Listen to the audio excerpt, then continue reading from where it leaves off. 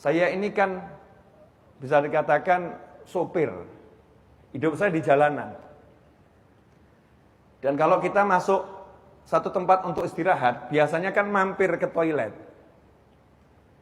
Nah, di toilet ini, kalau kita nggak tahu ilmunya, bisa jadi sholat kita nggak ada yang sah itu. Kenapa? Karena biasanya di toilet, itu ada ember ditaruh di bawah. Embernya diisi air. Sampingnya ember itu kloset. Coba bayangkan, apa ada orang kemudian buang air seni di kloset, airnya nggak ciprat ke ember.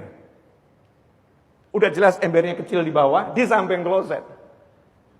Kemudian setelah itu kita bersuci pakai air itu. Masya Allah, namanya kita bisa menebar najis demi najis.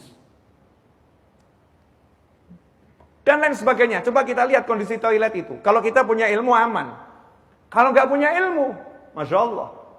Toilet orangnya buang hajat dengan berdiri. Alhamdulillah sampai hari ini saya nggak bisa itu.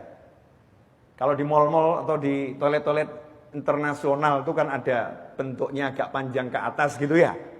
Kemudian buka, mohon maaf nih harus dijelaskan. Krek. Ya, berjajar 5 laki-laki itu. Ya. Satu begini, satu begitu ya. Dilarang saling menoleh kan. Masing-masing khusyuk. Diam semuanya. Khusyuk. Saya biasanya cuma lewat. Masuk ke kamar mandi.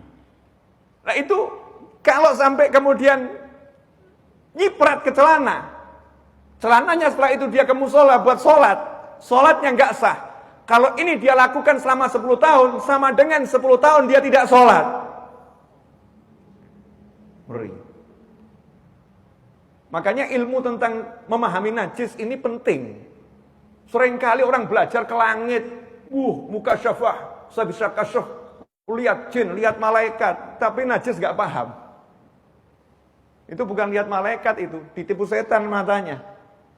Matanya ditipu sama setan. Gak paham najis. Anak-anak kita gak ngerti. Najis itu apa gak ngerti. Anak-anak kita berlumuran najis kita nggak paham. Karena kita sendiri nggak ngerti najis itu apa. Nggak jelaskan najis ini kepada keluarga. Sehingga nggak tahu kondisi toiletnya bagaimana. Di dalam toilet, di dalam kamar mandi dikasih keset. Kesetnya dekat sama toilet.